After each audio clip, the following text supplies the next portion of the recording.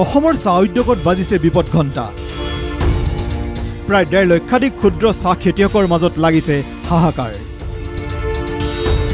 কিন্তু কাৰ হাতৰাত বন্দী অসমৰ সম্পদ চাহ? এক চিন্তনীয় খবৰ। অসমৰ 200 বছৰীয়া ইতিহাস সম্বলিত চাহ উদ্যোগলৈ আহিছে ভাবুকি। অসমৰ এই সৰ্ববৃহৎ উদ্যোগটোত এতিয়া সৃষ্টি হৈছে চৰম অৰাজকতা, যাৰ ফলত ৰাজ্যৰ প্ৰায় 1.5 লক্ষাধিক ক্ষুদ্ৰ চাহ খেতিয়ক শেহতীয়াকৈ পৰিছে বিপদত। কাৰণ 1 জুনৰ পৰা কাৰ্যকৰী হোৱাকৈ বটলি ফেক্টৰীসমূহে বন্ধ কৰিছে ক্ষুদ্ৰ চাহ খেতিয়কৰ কেঁচা চাহপাতৰ ক্ৰয় প্ৰক্ৰিয়া। এই সিদ্ধান্তই অসমৰ চাহ খেতিয়কৰ জীৱন অন্ধকাৰচ্ছন্ন কৰাৰ লগতে অৰ্থনৈতিক দিশতো এক মাধমাৰ সোধোৱাৰ অভিযোগ উঠিছে। বিষয়টোক লৈ জাঙুৰ খাই উঠিছে ৰাজ্যৰ ক্ষুদ্ৰ চাহ খেতিয়কসকল।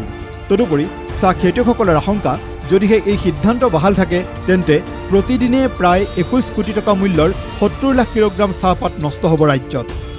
আমি খেতিয়ক হিচাপে যথেষ্ট অসুবিধাত পৰিছোঁ। 55% পাত উৎপন্ন কৰে ক্ষুদ্ৰ চাহ খেতিয়কে। এই বজাৰখনৰ প্ৰতি বিভিন্ন লোকৰ চকু পৰিছে নেকি, আমাৰ এতিয়া সন্দেহ হয়। বৃহৎ পুঁজিপতিৰ এক চক্ৰান্তমূলক সিদ্ধান্তৰ বশৱৰ্তী হৈ আজি বটলি ফেক্টৰী এই সিদ্ধান্ত গ্ৰহণ কৰিব লগা হৈছে। যদিহে আজি বটলি ফেক্টৰীসকলে কেঁচা চাহপাত গ্ৰহণ নকৰে তেতিয়াহ'লে আমাৰ কেঁচা চাহপাতৰ বেলেগৰ বিকল্প ব্যৱস্থা নাই। চৰকাৰে ইচ্ছা কৰিলে বটলি ফেক্টৰীবিলাকক কাণত ধৰি পেলাই চলাবৰ কাৰণে ব্যৱস্থা কৰিব পাৰে। চৰকাৰে পদক্ষেপ গ্ৰহণ নকৰে তেতিয়াহ'লে নিশ্চয় আমি ক্ষুদ্ৰ চাহ খেতিকো হাত সাবটি বহি নাথাকিম। মন কৰিবলগীয়া যে যোৱা 29 মেত টি বোৰ্ড অৱ ইণ্ডিয়া আৰু বটলি ফেক্টৰীৰ মালিকসকলৰ মাজত হোৱা আলোচনাত কোনো সিদ্ধান্তত উপনীত হ'ব নোৱাৰাত দুয়োপক্ষই মুখ্যমন্ত্ৰীৰ হস্তক্ষেপ দাবী কৰিছিল। কিন্তু এই পৰ্যন্ত সম্পূৰ্ণৰূপে নিশ্চুপ ৰাজ্য চৰকাৰ তথা প্ৰশাসন। অসমৰ সম্পদ চাহ উদ্যোগৰ এই বিপদ ঘণ্টা বজাৰ পিছতো চৰকাৰৰ নিৰ্লিপ্ততাক লৈ এতিয়া সৰব হৈছে ৰাইজৰ দল আপ অসম জাতীয় পৰিষদ। ক্ষুদ্ৰ চাহ খেতিয়ক আৰু বটলি ফেক্টৰীৰ যিসকল মালিক তেওঁলোকক পেটে ভাতে মাৰিবৰ কাৰণে আমাৰ চৰকাৰে ষড়যন্ত্ৰ কৰিছে, টি বোৰ্ডে ষড়যন্ত্ৰ কৰিছে। ক্ষুদ্ৰ চাহ খেতিয়কসকলক ভয়াৱহ ভৱিষ্যতৰ মাজলৈ ঠেলি দিয়া যিকোনো ধৰণৰ ষড়যন্ত্ৰমূলক সিদ্ধান্ত কোনো কাৰণতে গ্ৰহণ কৰিব নোৱাৰিব। যদি সঁচাকৈ কেমিকেলৰ মাত্ৰা ক্ষুদ্ৰ চাহ খেতিয়কৰ খেতিত যদি অধিক পোৱা গৈছে তেতিয়াহ'লে তাৰ কাৰণে কোনো টেষ্টিঙৰ ব্যৱস্থা কিয় কৰা হোৱা নাই? দুৰ্ভাগ্যৰ বিষয় হ'ল মুখ্যমন্ত্ৰী এতিয়া তেখেতৰ সাংগু পাংগুক লৈ বিদেশত বিলাস ভ্ৰমণত আছে। 21 কোটি টকাৰ চাহপাত প্ৰতিদিনে পেলাই দিব লাগিব।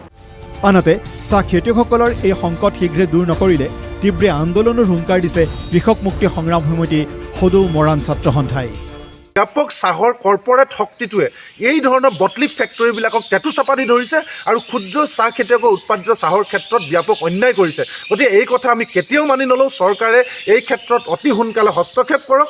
কেঁচা পাত যিমান উৎপাদন হ'ব সম্পূৰ্ণ বিক্ৰী হ'ব লাগিব। অকল যদি তেওঁলোকে এই ষড়যন্ত্ৰটো কৰিবৰ কাৰণে দুদিনমানৰ বন্ধৰ নাটক কৰি কৃষকসকলক হাৰাশাস্তি কৰিবলৈ বিচাৰিছে তেতিয়াহ'লে বটলি ফেক্টৰীসকলক কৈ দিছোঁ, তেখেতসকলে কিন্তু ইয়াৰ পৰা আচলতে মৰাণ ছাত্ৰ সন্থাই কোনো ধৰণত আমি কম্প্ৰমাইজ নকৰোঁ। কিন্তু প্ৰশ্ন হয়, কোনে অন্ধকাৰচ্ছন্ন কৰিব বিচাৰিছে ৰাজ্যৰ লাখ লাখ ক্ষুদ্ৰ চাহ খেতিয়কৰ ভৱিষ্যত? কিয় ক্ষুদ্ৰ চাহ খেতিয়কৰ অভিযোগ আওকাণ কৰিছে দিছপুৰে?